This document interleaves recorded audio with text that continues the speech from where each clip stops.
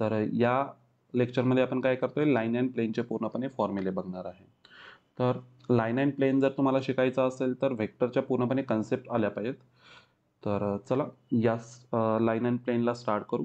पूर्णपणे व्हिडिओ व्यवस्थित बघा, कुठेही स्किप करू नका, कारण की मधल्या कन्सेप्टसुद्धा कुठेतरी तुम्हाला युजफुल आहेत पुढच्या सम्स वगैरे किंवा सॉल्व्ह करण्यासाठी लागणार आहेत. तर चला, तर फर्स्ट आपण स्टार्ट करतोय इथं लाईनपासून. तर रेग्युलरली लाईन सर्वांना माहिती आहे, आपण 2D मध्ये बघितले किंवा आपण रेग्युलरली व्हेक्टरमध्ये आपण बघत आलेलो आहे की आपण टोटली हे 3D बघत आहे. तर इथे पण बघायला गेला तर ही लाईन आहे, लाईन पण टोटली 3D मध्येच इथं आहे. तर याच्यासाठी लागणारं काय आहे किंवा याचं जर इक्वेशन जर फाइंड आउट करायचं असेल तर लागतात कोणत्या गोष्टी ते आपण बघूया. तर नेहमी एक लक्षात ठेवा, लाईनचं जर मला इक्वेशन जर फाइंड आउट करायचं असेल तर माझ्यासाठी लागणारा इथं आहे तो मेन म्हणजे एक पॉईंट जो आहे माझ्याकडे इथं कोणता, ए इन ब्रॅकेट कोणता इथं x1, y1, z1. तर नेहमी लक्षात ठेवा, मी कोणतंही एखादं लाईनचं इक्वेशन ज्यावेळी फाइंड आउट करणार आहे, मला पहिल्यांदा लागेल तर तो लाईनवरचा पॉईंट लागेल आणि दुसरा मला पाहिजे आहे तो इथला एक पॅरलल व्हेक्टर पाहिजे आहे.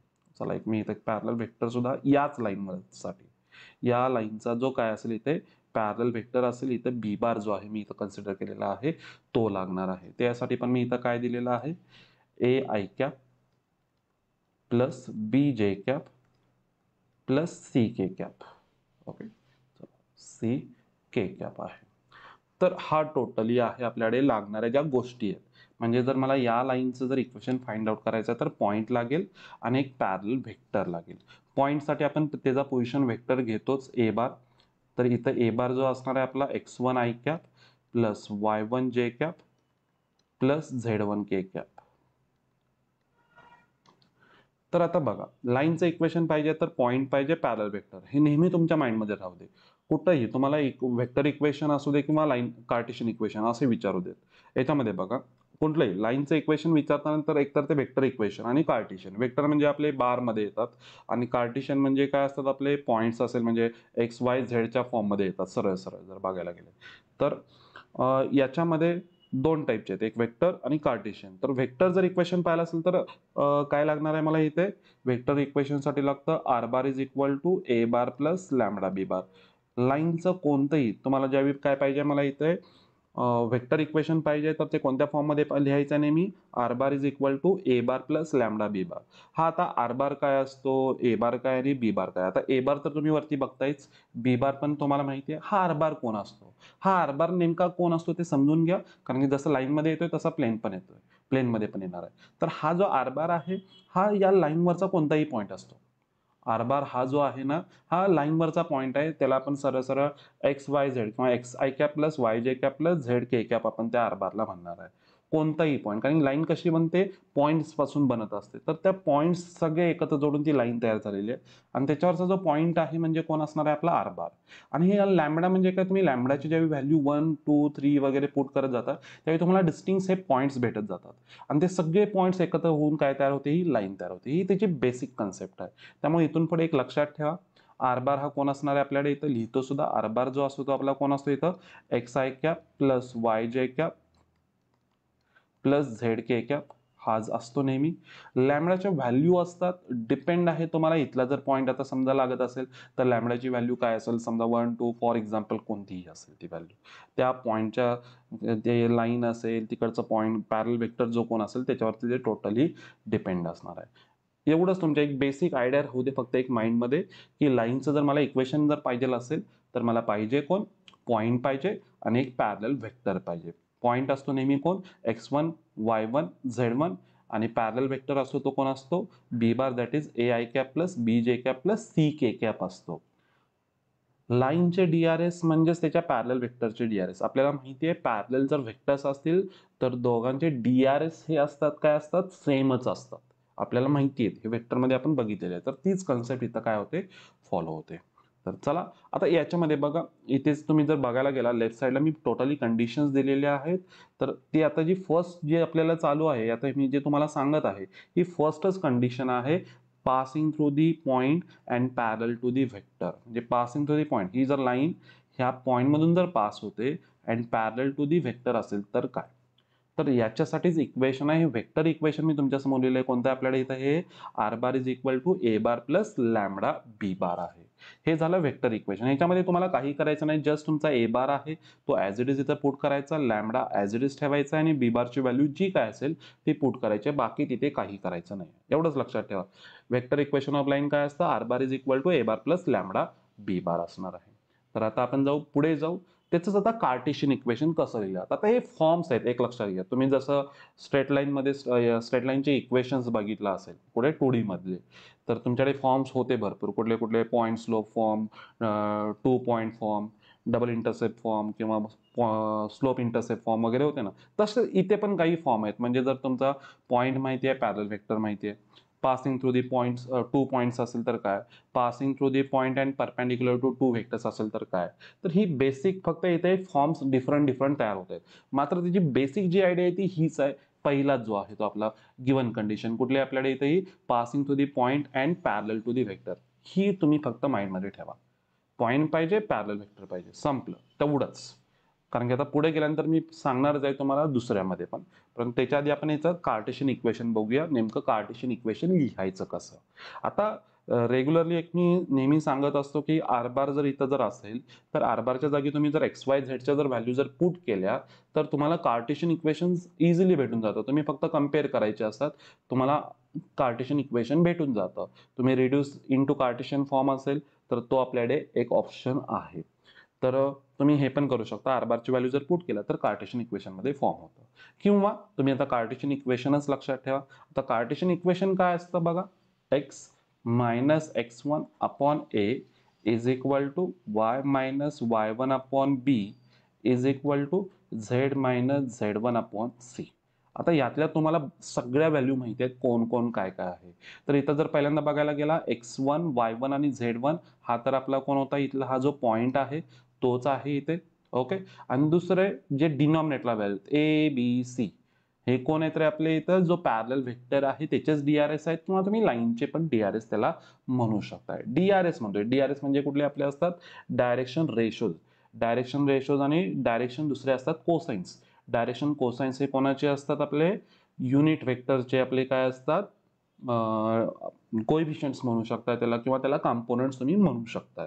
कोणाचे, युनिट व्हेक्टरचे जे कोएफिशियंट्स किंवा कॉम्पोनंट्स जे असतात त्यांना आपण काय म्हणतो, डीसीएस म्हणतो. डीसीएस डायरेक्शन कोसाइन्स म्हणतो. एलएमएनच्या व्हॅल्यू असतात त्या. आणि इथं डीआरएस आहेत म्हणजे कोण, एबीसीच्या व्हॅल्यू. एबीसीच्या व्हॅल्यू जर माहित असेल तरी पण आपण एलएमएन फाइंड आउट करू शकतो. वेक्टरमध्ये बघितलेलं आहे. एला तुम्ही काय करा, त्याच्या मॉड्युलस म्हणजे अंडर रूट ए स्क्वेअर प्लस बी स्क्वेअर प्लस सी स्क्वेअरने डिवाइड करा. तर तुम्हाला तिथे एल ची व्हॅल्यू भेटेल. सेम बी ला पण डिवाइड करा, सी ला डिवाइड करा, एम आणि एन ची व्हॅल्यू भेटून जाईल. तर हे झालं तुमचं लाईनचं इक्वेशन. एक होता व्हेक्टर फॉर्म, दुसरा आहे आपल्याकडे कार्टेशियन फॉर्म, आणि तिसरा आहे पॅरामेट्रिक फॉर्म. पॅरामेट्रिक फॉर्म म्हणजे कोण असतो, एक्स वाय झेडच्या व्हॅल्यू. तर आता हे नेमकं काय आहे, याला फक्त तुम्ही इज इक्वल टू लॅमडा घ्या. तर तुम्हाला इथं कोण भेटून जातं, एक्स ची व्हॅल्यू फाइंड आउट करा, वाय ची व्हॅल्यू फाइंड आउट करा, झेड ची व्हॅल्यू फाइंड आउट करा. तर तुम्हाला इथं टोटली पॅरामीटर जो आहे, पॅरामेट्रिक फॉर्म जो आहे तो तुम्हाला इथं भेटून जाईल. म्हणजे जर बघायला गेला, first x is equal to काय भेटेल इथे, ए लॅमडा तिकडे होईल आणि मायनस x1 तिकडे जाताना प्लस x1 होईल. म्हणजे x1 प्लस ए लॅमडा होईल, x1 plus a lambda. Same y पण तसंच तयार करा, y is equal to y1 plus b lambda होईल. आणि लास्टला काय येणार आहे, तर z is equal to z1 plus c lambda. तर हे जे इथं मी लिहिलेले आहेत ह्याला आपण काय म्हणतो इथं, पॅरामेट्रिक इक्वेशन. आणि लास्ट तर डीआरएस तर आपल्याला माहिती आहेत, लाईन आणि पॅरल वेक्टरचे डीआरएस तर सेमच असणार आहे. त्यामुळे इथे कोण येणार आहे, डीआरएस जे येतील फर्स्ट कन्सेप्टसाठी, फर्स्ट जी गिवन कंडिशन आहे याच्यासाठी, पॉईंट आणि पॅरल वेक्टरसाठी नेहमी कोण येणार आहे इथं, ए बी सीच येणार आहे डीआरएस. तर हा झाला फर्स्ट पार्ट झाला. फर्स्ट पार्टमध्ये काय पाहिजे होतं, पॉईंट आणि नेहमी पॅरल वेक्टर पाहिजे. तर चला आपण सेकंड पार्टमध्ये जाऊ. आता सेकंड पार्टमध्ये बघा काय आहे नेमकं. सेकंड पार्टमध्ये दिले तुम्हाला इथे काय, पासिंग थ्रू दी 2 पॉइंट्स म्हटलेलं आहे. मग चला मी इथे पण सांगतो तुम्हाला नेमके कशा लक्षात ठेवायचे आहेत.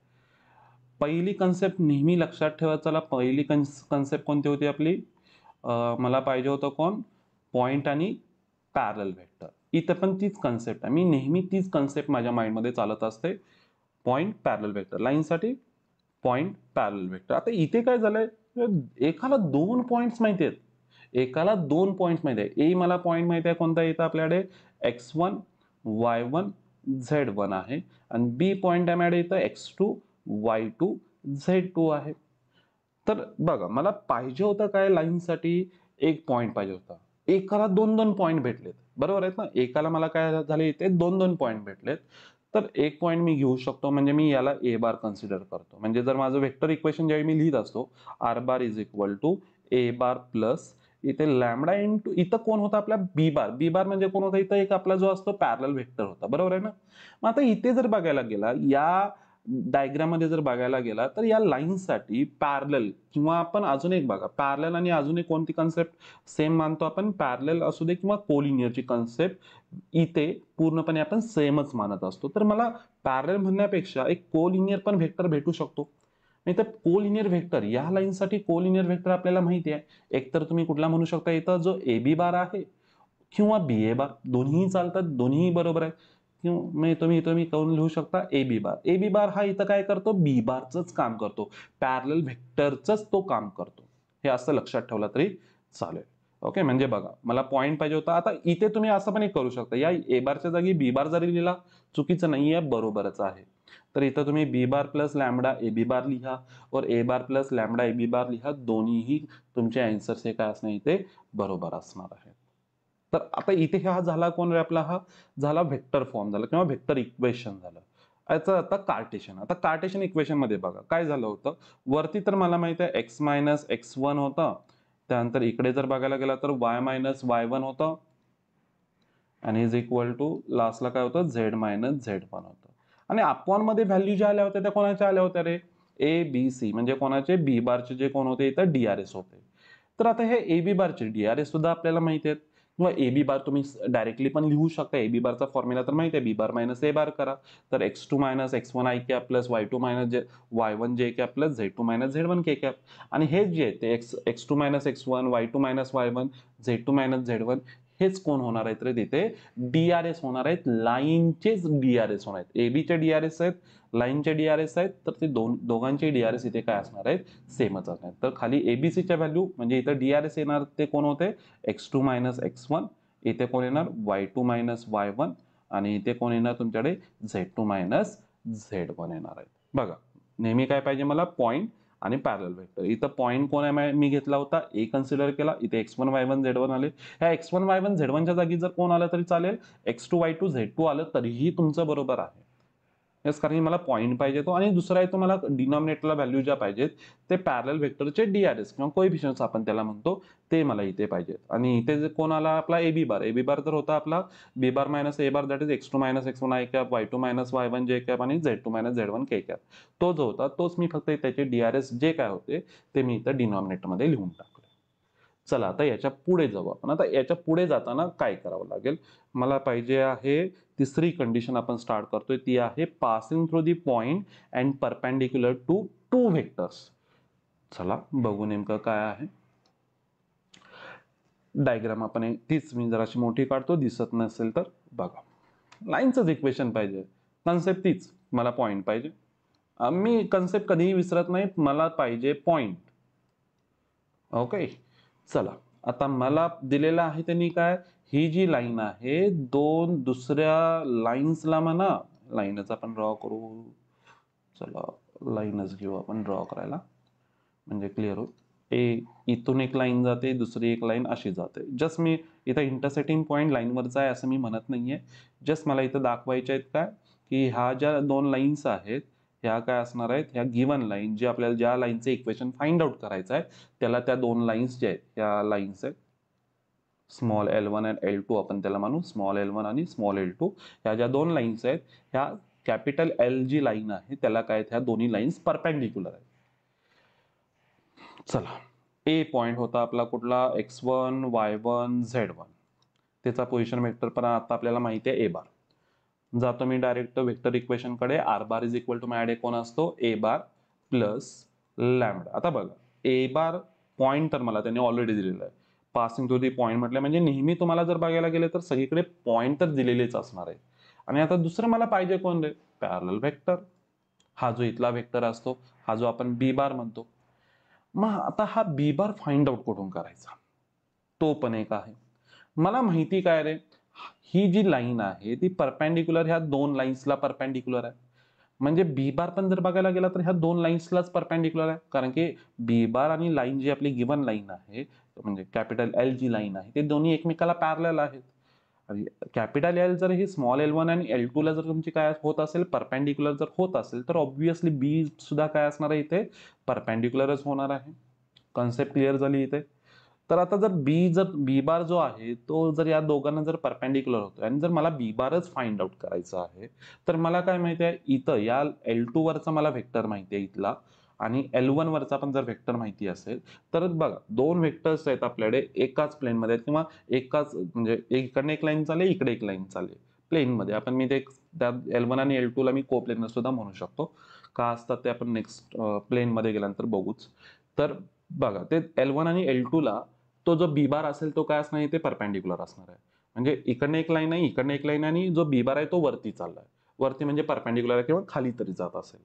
मग आता मला परपेंडिक्युलर व्हेक्टर जर फाइंड आउट करायचा असेल, तर माझ्याकडे ऑप्शन काय असतो, नेहमी आपल्याला माहिती आहे दोन व्हेक्टर जर मला माहिती आहेत, परपेंडिक्युलर व्हेक्टर जर फाइंड आउट करायचं तर आपण काय करतो, त्यांचा क्रॉस प्रॉडक्ट घेतो. म्हणजे जर इथे जर बघायला गेले एल वन वरचा मला एक व्हेक्टर पाहिजे, एल टू वरचा एक व्हेक्टर, किंवा त्या एल वन आणि एल टू ला पॅरलल असणारा पण व्हेक्टर चालेल.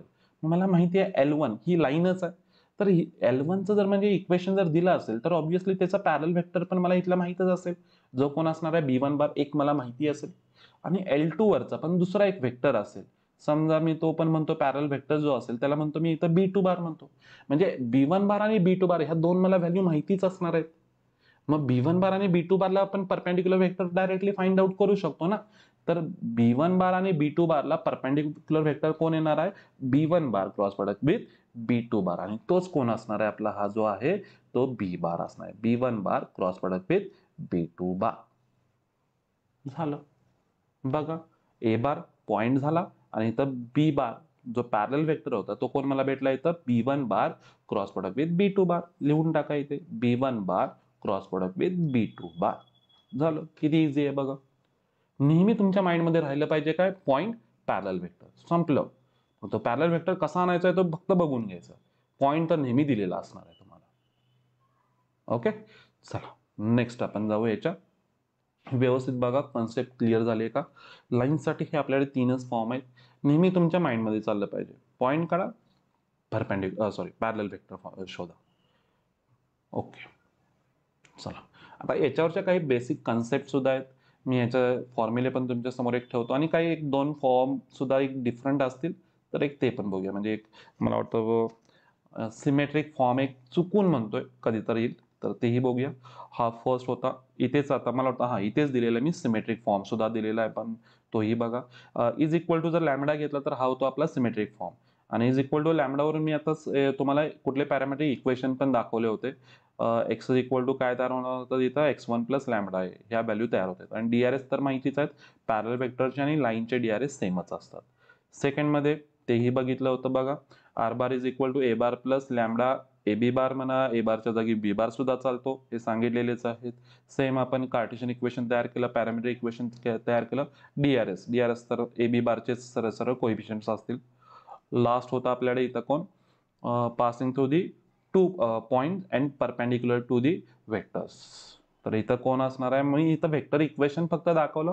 कार्टेशियन इक्वेशन मध्ये मला डिनॉमिनेटर मधल्या व्हॅल्यू एक्झॅक्ट माहिती नाहीत. डिनॉमिनेटर मधल्या व्हॅल्यू कोण येणार इथं, सरळ सरळ बी वन बार आणि cross product with B two bar करा, त्याच व्हॅल्यू तुमच्या डिनॉमिनेटर मध्ये येणार आहेत. आणि पॅरामेट्रिक इक्वेशन त्याच्यावरून सुद्धा तुम्ही फाइंड आउट करू शकता. डीआरएस तर मला माहिती आहे, डीआरएस ऑफ कोणाचे असणार इथं, B one bar cross product with B two बारचे असणार आहेत. तर हे पूर्णपणे झालं लाईनचे इक्वेशन कसे फॉर्म करायचे. दोनच टाइप्स असतात, vector equation, Cartesian equation. Parametric equation असं डायरेक्ट कोणी विचारत नाही पॅरामेट्रिक इक्वेशन काय असतं, पण जस्ट तुम्हाला माहिती पाहिजे पॅरामेट्रिक इक्वेशन म्हणजेच काय असतात, त्या लाईनवरचे सरळ सरळ पॉइंटच असतात. एक्स वाय झेड साईड आहे बघा, एक्स वाय झेड इथे पण आला तर एक्स वाय झेड हा तुमचा त्या लाईनवरचा पॉइंट असेल. चला नेक्स्ट आपण जाऊया. हा, इथे मी तुम्हाला दिलेलं आहे वेक्टर इक्वेशन नेमकं दिसतं कसं बघा रे. आर बार कोण आहे मी तेही सांगितलं होतं. आर बार जो होता, आर बारच्या जागी मी इथं व्हॅल्यू पण पुट केले, कोणती, x I cap plus Y J cap plus Z K cap. नेहमी तुमचं लाईन असू दे किंवा प्लेन असू दे, आर बार हा कोण असतो माझ्याकडे X I cap plus Y J cap plus Z K cap. A bar तर मी आता सांगितला होता, आपला पॉईंट कोण होता इथे x1 y1 z1 हा आपला पॉईंट होता, तो मी इथे पुट केलाय, प्लस लॅमडा. इथं कोण आहे बी बार. बी बार तर आपला कोण होता पॅरल वेक्टर होता A I cap plus B J cap plus C K cap आहे. हे जस्ट मी सॉल्व्ह केलं आणि इथं एक्स वाय झेडच्या मी व्हॅल्यू कम्पेअर केल्यात आणि आताच हेच मी तयार झाले होते बघा रे. हे सरळ सरळ कोण होते X is equal to x1 plus lambda A किंवा lambda x1 plus lambda A, Y is equal to Y plus lambda B आणि Z is equal to z1 plus lambda C. हे तर आपले पॅरामेट्रिक इक्वेशन होते. मी इथं लिहिलेलं पण आहे बघा नोटमध्ये, any point on line is given by. हे आपल्याला लागणार आहे, हे सर्वांना माहिती पाहिजे हा पॉइंट कोणता असतो, कुठून तयार झालाय हे तुम्हाला माहित पाहिजे. नेक्स्ट सेकंड मध्ये काय दिलंय, to find a point P which is at a distance of m units from A, take mod AP is equal to m. आता याचं मिनिंग काय बघा, माझ्या इथं लाईन आहे आणि मला काय फाइंड आउट करायचं आहे, मला फाइंड आउट करायचं आहे पॉइंट पी. पी हा मला पॉइंट फाइंड आउट करायचा आहे at a distance of M units from A. म्हणजे याचं डिस्टन्स ए पासून किती आहे, इथं एम आहे.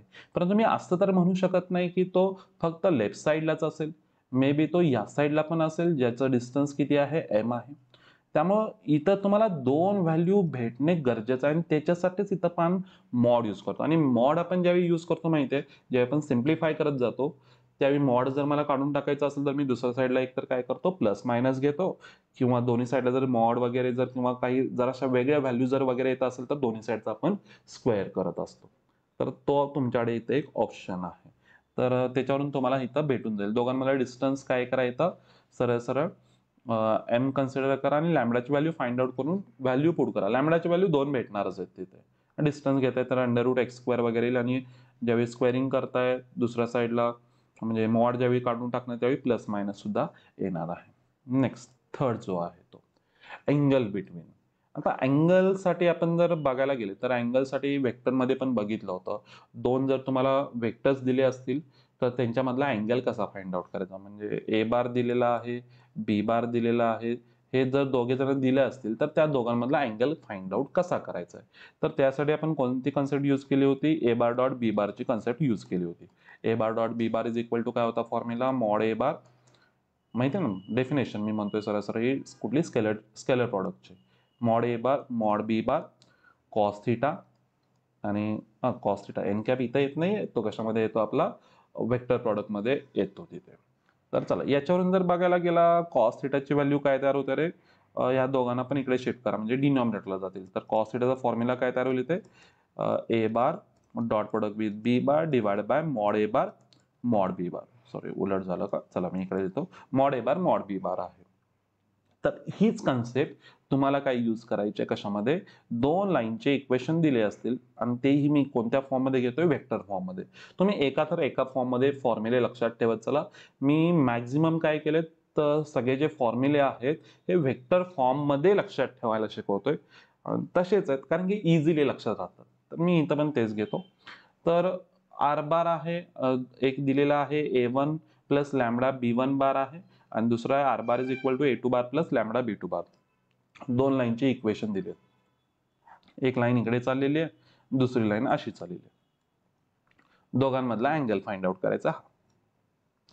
तर डायरेक्टली मला लाईन मधला अँगल नाही जमत, मला इथं अँगल कोणामधला फाइंड आउट करावा लागेल, त्यांचे जे पॅरलल वेक्टर्स आहेत B1 बार आणि दुसरा आहे तुम्हाला इथं B2 बार, त्यांच्यामधला अँगल फाइंड आउट करावा लागेल. मग इथं तुम्हाला जिथं ए बार आणि बी बार दिसतं ना, तिथं काय करा B1 बार B2 बार, इथे पण B1 बार आणि इथे B2 बार टाका. तर हा तुमचा इथे फॉर्म्युला तयार होतो. असाच फॉर्म्युला लक्षात ठेवा. अँगलसाठी सगळे सेम फॉर्म्युला आहे, कॉस थिटाचा फॉर्म्युला आहे. कुठला कशावरून तयार झालेला आहे, इथं स्केलर प्रॉडक्ट वरून. तर तिथूनच आपण हा तयार केलेला आहे. फॉर्म्युले कसे तयार होत आहेत हे समजून घेत चला, तर तुम्हाला इझिली सगळेच्या सगळे फॉर्म्युले लक्षात राहतील, पाठ करायचे नाहीयेत. भोकंपट्टी केले की विसरतो हे आपल्याला माहिती आहे. चला नेक्स्ट आपण जाऊ. नेक्स्ट हा डिस्टन्स, हा पण फॉर्म्युला बघू. फॉर्म्युला कसा लक्षात ठेवायचा, मी फॉर्म्युले कधीही पाठ करत नाहीये, मी वरचाच सांगतोय. पहिल्यांदा इथला जो आहे हा आपला कुठला आहे डिस्टन्स जो आहे तो. चला बघूया नेमकं काय करता येईल याच्यामध्ये. मी माझ्या माइंडमध्ये डायग्राम चालू आहे. डायग्राम कशी तयार झाली असेल नेमकी, तर बघा मला पाहिजे आहे का, मी तो डायग्राम सुद्धा ड्रॉ करतो आणि त्याच्यावर मी फॉर्म्युला लक्षात ठेवतोय. काही कन्सेप्ट मी जरा अशा एक तोडून मोडून जशा मला पाहिजेत तशा मी तयार करतो नेहमी. असं काही नाही की तुम्ही फॉर्म्युले किंवा तुम्हाला जसं पाहिजे तसंच बुकमध्ये दिसतंय तसंच करा असं मी कधीही म्हणत नाहीये. तुम्हाला जसं लक्षात राहील तसे करा. तुम्हाला जी कन्सेप्ट ज्या पद्धतीने समजते ना तिकडे चला. तर मला अशी समजते, मी काय करतो, पॉईंट जो पी आहे वरती ज्याच्यापासून मला डिस्टन्स फाइंड आउट करायचं असेल या लाईनचं इक्वेशन पण घेतो. R bar is equal to माझ्याकडे कोण आहे इथं, ए बार प्लस लॅमडा बी बार आहे. तर मी इथं कसं लक्षात ठेवतो बघा, पी जो पॉईंट आहे त्यासाठी मी नेहमी इथं काय करतो, पॉईंट आहे, मी हीच कन्सेप्ट मी प्लेन्समध्ये सुद्धा यूज करणार आहे. पॉईंटसाठी मी इथं अल्फा बार मानणार आहे, कारण की याच्यावरती मी पी पॉईंट तर नाही घेत, कारण की पी सुद्धा एक नोटेशन आपण डिस्टन्सला यूज करतोय प्लेनमध्ये, त्यामुळे ते पण नाही आहे. ए सुद्धा मी घेऊ शकत नाही, कारण की ऑलरेडी इथं ए यूज झालेला आहे. कारण की हा जो ए बार असणार आहे तो आपला कोण होता इथं, position vector of point A होता, जो आपल्या लाईनवरचा होता. कोण होता तो रे, x1 i cap plus y1 j cap plus z1 k cap. तो लिहित नाही, ठीक आहे. जस्ट याचा पोझिशन वेक्टर कोण होता आपल्याकडे, ए बार होता. चला हे आहे, मी यांना जॉईन करून घेतो. मला ही व्हॅल्यू फाइंड आउट करायची, बरोबर ना. इथला जो आपला हा जे डिस्टन्स असेल, हे जे डिस्टन्स असेल ते मला इथं मेन म्हणजे फाइंड आउट करायचं आहे. तर मी ए आणि इकडचा जो कोण आहे इथं पी जो आहे तो जॉईन करून घेतो. म्हणजे पायथागोरस थेरमच्या कन्सेप्टकडे मी जवळजवळ चाललेलो आहे. ते माझ्या माइंडमध्ये चालू आहे, तर त्याच्यावरूनच मी फॉर्म्युले तयार करतोय. मग आता ही वरची व्हॅल्यू जर बघायला गेली तर कोण तयार होईल इथं, एपी बार मी म्हणू शकतो. हा जो हायपोटेन्यूस आहे तो एपी बार आहे किंवा मॉड एपी बार आहे माझ्याकडे इथे. तर एपी बारचा फॉर्म्युला काय असणार आहे आपल्याकडे इथे, पी बार मायनस ए बार तो आहे. अल्फा बार मायनस ए बार किंवा ए बार मायनस अल्फा बार सुद्धा तुम्ही इथं करू शकता. तर एपी बारचा फॉर्म्युला काय मिळेल इथं, पी बार मायनस ए बार. आता पी बार नाही म्हणू शकत, इथं अल्फा बार मायनस ए बार आहे. तर हा झाला इथं अल्फा बार मायनस ए बार. मात्र हे डिस्टन्स मला पाहिजे तर मी याला मॉड टाकतोय. मॉड म्हणजे काय होतं, आपलं नेहमी डिस्टन्स तयार होतं. तर हायपोटेन्यूस तर तयार झाला. आता मला ही व्हॅल्यू पाहिजे, म्हणजे मला इकडची खालची जी साईड आहे ती मला नोन पाहिजे. तर ही खालची साईड कशी फाइंड आउट करायची तीही बघूया. तर मला या लाईनसाठी एक पॅरल व्हेक्टर अजून एक माहिती आहे, बरोबर आहे ना. इथला एक पॅरल व्हेक्टर आपल्याला माहिती आहे. जर बघायला गेलं तर एक प्रॉपर डायग्राम ड्रॉ करू जरासं. चला हे ना जरासं शिफ्ट करतो रे, कोण कोण आहेत हे इक्वेशन जरा शिफ्ट करू म्हणजे क्लिअर होईल. ह्या लाईनचं इक्वेशन होतं r bar is equal to A bar plus lambda B bar. तर आता बघा, या लाईनसाठी मला एक अजून एक इथं पॅरल व्हेक्टर माहिती होता. इथं एक मी पॅरल व्हेक्टर ड्रॉ करतो. हा कोण होता एक रे, ह्या लाईन्सचा पॅरल व्हेक्टर कुठला असणार आहे माहिती आहे. ए पॉइंट झाला तर राहिला कोण, बी बार. तर मला इथला बी बार माहिती आहे, बी बार माहिती आहे ना. चला तर आता काय करायचं बघा, इथं पण एक घेतो पॉइंट एम घेतो. मला एम भेटला संपलं, कारण की मला ही व्हॅल्यू भेटेल पायथागोरस थेरमने. एम कसं भेटणार आहे, तर वरून जर मी ह्या कोण आहे आपल्याकडे, हा एपी बारचं जर मी प्रोजेक्शन जर कशावरती टाकलं, ह्या लाईनवरती, म्हणजेच मी ह्या बी बारवरती टाकणार आहे. असंच लक्षात ठेवा. म्हणजे जर मी वरून जर बघा, वरून जर लाईट सोडली तर ही हायपोटेन्यूस आहे त्याची जर सावली जर बघायला गेली तर हीच सावली येते, एवढीच. असं मी लक्षात ठेवतो प्रोजेक्शन म्हणजे. तर इथं पडणार आहे, तर हे कोणाचं प्रोजेक्शन आहे, या एपी बारचं. म्हणजे अल्फा बार मायनस ए बारचं हे प्रोजेक्शन आहे. कोणावरती आहे, या लाईनवरती म्हणा किंवा या बी बारवरती म्हणा, सेमच असणार आहे. तर मी कोणावरती घेणार आहे ते प्रोजेक्शन आहे, ते बी बार वरतीच प्रोजेक्शन घेणार आहे. कोणाचं प्रोजेक्शन आहे ते बघा, अल्फा बार मायनस ए बारचं प्रोजेक्शन कोणावरती आहे ते बी बार वरती. मग फॉर्म्युला कसा तयार होतो, alpha bar minus a bar dot product with B bar divided by mod B bar. Scalar projection म्हणतोय हे, स्केलर प्रोजेक्शन असतं. अल्फा बार मायनस ए बारचं प्रोजेक्शन कोणावरती, बी बार वरती. तर हा इथे फॉर्म्युला तयार झाला माहिती आहे ना. फॉर्म्युला आपण वेक्टरमध्ये बघितलेला आहे प्रोजेक्शनचा, तोच मी इथं यूज केलेला आहे. आणि ही पण स्केलर क्वांटिटी आहे, म्हणजे कुठली भेटली ती एम भेटली. तर चला याला पण आता इथं काय तुम्हाला ब्रॅकेट टाकायची गरज नाहीये. जस्ट निगेटिव्ह असेल तर मॉड वगैरे तुम्ही टाकू शकता, काही प्रॉब्लेम नाही, डिस्टन्स आहे म्हणून. मात्र आपण ज्यावेळी पायथागोरस थेरम यूज करणार आहे तर इथं बघायला गेला तर ही व्हॅल्यू बघा इथं आली ब्रॅकेट स्क्वेअरमध्ये, इथं पण ब्रॅकेट स्क्वेअरमध्ये आली. कारण की जर a p square is equal to काय असतो, p m square plus a m square असणार आहे. तर तुम्ही ही व्हॅल्यू फक्त फाइंड आउट करा. पाहिलं असेल तर दाखवतो मी एकदा करून. A p square is equal to कोण असणार आहे, ए एम स्क्वेअर प्लस कोण असणार इथं एम पी स्क्वेअर असणार आहे. तर मला एम पीची व्हॅल्यू फाइंड आउट करायची आहे, तर ह्या एकमेकाला शिफ्ट करून घ्या. तर a p square minus a m square is equal to कोण भेटला इथं, ए पी स्क्वेअर. आणि जर मला इथला जर स्क्वेअर काढून टाकायचं असेल तर दोन्ही साईडला मला काय घ्यावं लागेल, इथे स्क्वेअर रूट घ्यावं लागेल. मग आता ए पी स्क्वेअर म्हणजे कोण असणार आहे, हीच व्हॅल्यू. बघा मी इथं लिहिलेलं पण आहे. कोण तयार होईल तिथे आपल्याकडे, a p is equal to under root a p square म्हणजे कोण आहे, अल्फा बार मायनस ए बार आहे. अल्फा बार मायनस ए बार आहे त्याचा स्क्वेअर मायनस ए एम म्हणजे कोण भेटला होता, हीच व्हॅल्यू होती. तर त्याचा ही स्क्वेअर. आता मी स्क्वेअर करतोय तर ती निगेटिव्ह जरी व्हॅल्यू आली तरी पण ती पॉझिटिव्हच होणार आहे. Alpha bar minus a bar dot product with B bar divide by mod B bar आणि त्याचा इथं काय भेटला आपल्याला, इथे स्क्वेअर भेटलेला. तर असा फॉर्म्युला तुम्ही लक्षात ठेवू शकताय कसा तयार होतो तो फॉर्म्युला एकदा कसा तयार होतो समजलं ना रे. पायथागोरस थेरम ही व्हॅल्यू आहे. माझ्या माइंडमध्ये काय चालू असतं तेही सांगतो. अल्फा बार मायनस ए बार आहे आणि याचंच प्रोजेक्शन कोणावरती आहे, दुसरी आहे ती व्हॅल्यू बी बार वरती आणि पायथागोरस थेरम संपलं. फॉर्म्युला तयार झाला आपोआप. समजलं सर्वांना? चला नेक्स्ट जाऊ आपण कार्टेशियन फॉर्म. याच्यामधला जो कार्टेशियन फॉर्म आहे तो इम्पॉर्टंट का आहे तेही सांगतो. तर याच्यामधला कार्टेशियन फॉर्म मधला म्हणजे मी जस्ट डिस्टन्स फॉर्म्युला नाही सांगत, तर काही वेळा तुम्हाला इथं फूट ऑफ दी परपेंडिक्युलर सुद्धा विचारतात. ही जी खालची डायग्राम जर बघितला तर फूट ऑफ दी परपेंडिक्युलर म्हणजे या एम ची जर व्हॅल्यू जर फाइंड आउट करायची असेल, कोऑर्डिनेट जर फाइंड आउट करायचे असेल तर मग ऑप्शन काय, वरती तर आपल्याला फक्त डिस्टन्सच भेटतं. मग डिस्टन्स फक्त नको आहे मला काय पाहिजे इथं, फूट ऑफ दी परपेंडिक्युलर सुद्धा पाहिजे आहे. मग फूट ऑफ दी परपेंडिक्युलर जर मला इथं फाइंड आउट जर करायचं असेल तर मग माझ्याकडे ऑप्शन काय, त्याच्यासाठी मी मगाशी सांगितलं होतं की लाईनवरचा कोणताही पॉइंट, तर तो आपला कोण होता, कार्टेशियन फॉर्म होता. बरोबर आहे ना. तर एक्सची व्हॅल्यू, वायची व्हॅल्यू आणि झेडची व्हॅल्यू त्याच मी इथं लिहिलेले आहेत बघा. x1 प्लस लॅमडा ए, y1 प्लस लॅमडा बी, z1 प्लस लॅमडा सी. हे होते आपले कोण, पॉइंट होते.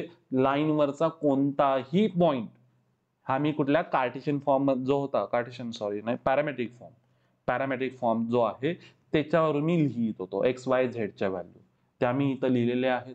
मग आता तुम्ही म्हणा सर इथं त्यांनी कार्टेशियन फॉर्म दिलाय म्हणून तुम्ही यूज करताय का, असं काही नाहीये. त्यांनी व्हेक्टर फॉर्म जर दिला असता तरी पण मी तो कार्टेशियन फॉर्म मध्ये घेतला असता किंवा मला सरळ सरळ व्हॅल्यू दिसत आहेत, x1 y1 z1 कोण आहे आणि एबीसीच्या व्हॅल्यू कोण आहेत. कार्टेशियन फॉर्म देऊ देत नाही तर व्हेक्टर फॉर्म देऊ देत, सरळ सरळ दिसतातच आपल्याकडे. तसंच आता मी इथं हे लिहिलेलं आहे, पहिल्यांदा पॉइंट एनी पॉइंट लिहिला. त्यानंतर मी काय तयार करतोय बघा, वरती पॉइंट त्यांच्याकडे आहे, पी पॉइंट आहे. तर इथं तयार काय करायचं आपल्याकडे, पीएम बार तयार करा. पीएम बारचा formula m bar minus p bar करा. तर तुमच्याकडे इथं कोण तयार होईल, हा पीएम बार तयार होईल. आणि पीएम बार जो असणार आहे तो एका व्हेक्टरला परपेंडिक्युलर आहे आणि तो जो असणार इथं आपल्याकडे एक असतो बी बार असतो.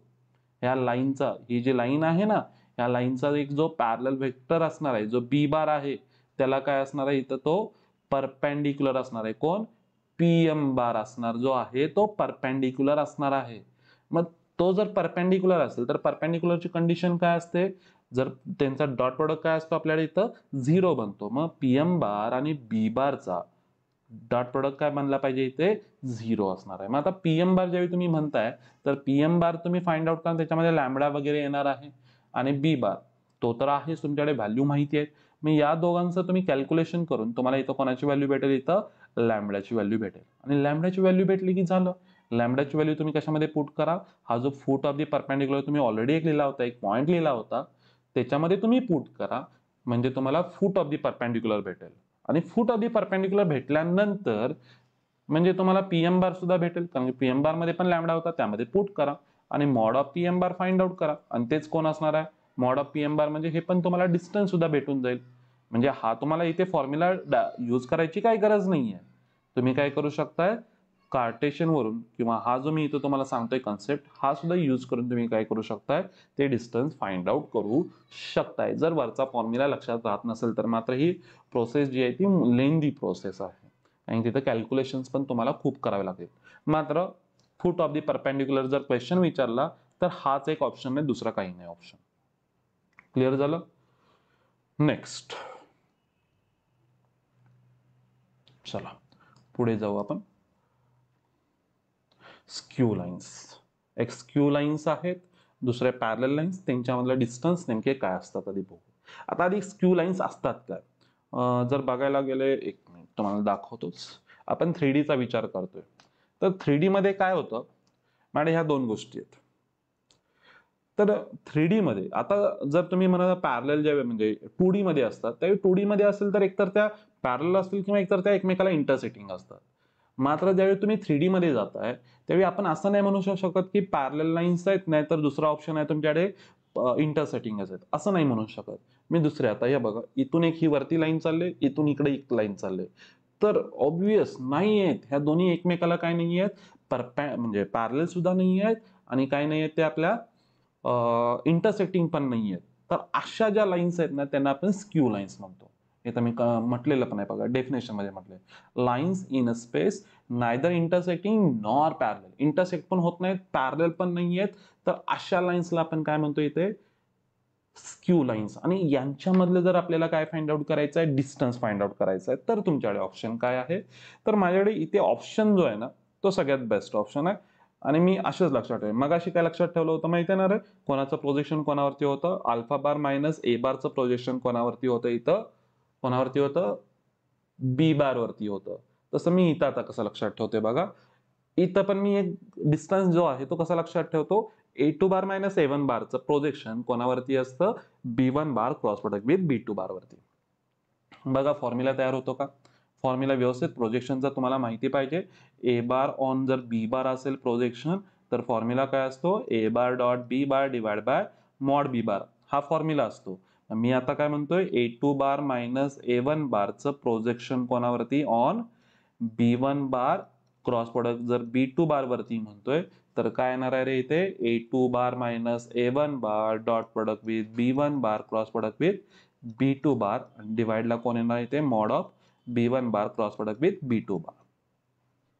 इझिली झालं, डिस्टन्स तयार झालं इथे बघा. आणि आता इथेच, आता ह्या तर नाही स्क्यू लाईन्स ऑब्व्हियसली आपण काय म्हणत नाहीये की त्या इंटरसेक्टिंग नाहीये, परंतु एक आहे मॅडम, इंटरसेक्टिंगची पण कन्सेप्ट आहेत. समजा या इंटरसेक्टिंग झाल्या तर ऑब्व्हियसली डिस्टन्स काय होईल रे, झिरो. डिस्टन्स झिरो झालं तर न्यूमरेटर तुमची व्हॅल्यू झिरो झाली पाहिजे, बरोबर आहे ना. मग काही वेळा तुम्हाला क्वेश्चन सुद्धा विचारतात, they are intersecting or not. काही वेळा काय असतं की तुम्हाला प्लेनचं इक्वेशन फाइंड आउट करावं लागेल, दोन लाईन्स एकमेकाला इंटरसेक्ट होत आहेत, तर त्या इंटरसेक्टिंग लाईन कंटेन करणारं प्लेनचं इक्वेशन फाइंड आउट करा. मग ते इंटरसेक्टिंग होत आहेत तर त्या तुम्हाला व्हेरीफाय करावं लागतील त्या इंटरसेक्टिंग आहेत की नाहीत लाईन्स. मग इंटरसेक्टिंग जर होत असेल तर तुमच्याकडे कंडिशन काय, तुम्ही कसं चेक करणार, तर माझ्याकडे एक सगळ्यात बेस्ट ऑप्शन काय, एक तर तुम्ही काय करा, ही जी न्यूमरेटरची value that is A2 minus A1 dot product with B1 bar cross product with B2 bar जी व्हॅल्यू आहे ना, याची व्हॅल्यू झिरो आली पाहिजे. ह्याची व्हॅल्यू झिरो झाली ना तर त्या इंटरसेक्टिंग लाईन्स आहेत. हा पण एक माझ्याकडे ऑप्शन आहे. किंवा दुसरा जर कार्टेशियन मध्ये पण काही जण लक्षात ठेवतात, कारण की ही ही ही पण व्हॅल्यू तुम्हाला माहिती आहे रे, इथं डॉट प्रोडक्ट बघा तिघा जणांचं, म्हणजे हा एक वेक्टर आहे, डॉट प्रोडक्ट आहे आणि ह्या दोघांचा क्रॉस प्रोडक्ट आहे, ए bar dot B bar cross C bar. हे आठवते कन्सेप्ट, ही कोणाची असते रे आपल्याकडे, स्केलर ट्रिपल प्रोडक्ट, बरोबर आहे ना, स्केलर ट्रिपल प्रोडक्ट आठवतो, तो पण आहे आपल्याकडे, तोही ऑप्शन आहे. तर मी ह्या स्केलर ट्रिपल प्रोडक्ट म्हणू शकतो. आणि तोच डिटर्मिनंटचीच व्हॅल्यू असते ना, ही डिटर्मिनंट असते आणि ह्या डिटर्मिनंटची व्हॅल्यू झिरो आली पाहिजे इकडे इकडे इकडे इंटरसेक्टिंगसाठी. तर बघूया नेमकी कशी येईल. तर काही जण लक्षात ठेवतात याच्या फॉर्ममध्ये सुद्धा आपला कार्टेशियन जर फॉर्म जर असेल तर रेग्युलरली A2 कोण आहे, A1 कोण आहे ते पण एक बघा. A1 म्हणजे तुमचा X1 Y1 Z1 असेल, B1 म्हणजे तुमचा A1 B1 C1 असेल, B1 बार म्हणजे A2 बार म्हणजे तुमचा X2 Y2 Z2 असेल, B2 बार म्हणजे A2 B2 आणि C2 असेल. त्याच व्हॅल्यू तुम्हाला फक्त लिहायचे. A2 मायनस A1 आहे ना, तर म्हणजे X2 मायनस X1 चालू होईल. X2 minus X1, Y2 minus Y1, Z2 minus Z1. आणि इथं मला पाहिजेत कोण, B1 बार आणि B2 बारचे सरळ सरळ कोण पाहिजे इथं, DRS. B1 बारचे कोण होते, A1 B1 C1 आणि दुसरा होता तो माझ्याकडे A2 B2 C2. झालं, हे पण व्हॅल्यू आपल्याकडे आहे ऑप्शन्स. झाले बघा किती इझी आहे. इझिली तुम्ही माइंडमध्ये बसवत चला नेमकं कसे फॉर्म्युले तयार होत आहेत. एकदा फॉर्म्युले तयार झाले ना, तुम्ही कोणतेही सम येऊ दे तुम्ही इझिली सॉल्व्ह करू शकता. ओके, चला नेक्स्ट आपण जाऊ. हा हेच मी इथं दिलेलं आहे टोटली. चला, distance between parallel lines. Parallel lines मी इथं आता कॉन्सेप्ट तुम्हाला जर सांगायला गेली, अशी काही कॉन्सेप्ट वेगळी नाहीये. पॅरलल लाईन्स आहेत दोन्ही. तर पॅरलल लाईन्ससाठी काय असणार आहे, फक्त एकच तुमचा जो बी बार आहे तो दोघांसाठी सेमच असेल, एवढंच एक आहे. आणि A2 बार मायनस A1 बार लास्टमध्ये तर चालू होतं, स्क्यू लाईन्समध्ये चालूच आहे. आणि त्याचा फक्त मी एकच लक्षात ठेवतो, क्रॉस प्रॉडक्ट कोणाबरोबर करायचं इथं बी कॅप बरोबर. याच्यामध्ये दुसरं मी काही नाहीये. आणि याच्यावरचं तुम्हाला सम नाहीच आहे. मी पूर्णपणे टेक्स्टबुकमध्ये बघतोय, तर याच्यावरती सम तुम्हाला विचारलेला नाही आहे. त्यामुळे स्क्यू लाईन्स पर्यंत तुम्ही इझिली फॉर्म्युले लक्षात ठेवू शकताय. फक्त स्क्यू लाईनचा लक्षात राहिला ना रे, हा व्यवस्थित तयार करून ठेवा. ओके, ठीक आहे. तर हा जो टोटली तुमचा जो पार्ट होता तो तुमचा कशावरती होता, लाईन, पूर्णपणे मी म्हणतोय लाईनवरचा झालेला आहे. तर नेक्स्ट लेक्चरमध्ये मी स्टार्ट करणार आहे कोणता, प्लेन. जर तुम्हाला व्हेक्टर समजला असेल तर लाईन समजणार आहे, लाईन समजला असेल तर प्लेन समजणार आहे. सेम कन्सेप्ट चालणार आहेत प्लेनसाठी सुद्धा. तर हा व्हिडिओ आवडला असेल नक्की लाईक करा, कमेंट करा, शेअर करायला विसरू नका. आणि बाकीच्यांना पण सांगा, इम्पॉर्टंट फॉर्म्युले आहेत मी हेही सांगतोय. नेहमी सांगत असतो जरा फॉर्म्युले तुम्ही पाठ करत चला. पाठ नाहीये म्हणत तुम्ही लक्षात ठेवायला शिका. याच्यासारखं सोपं काही नाही. Okay, best luck for exam.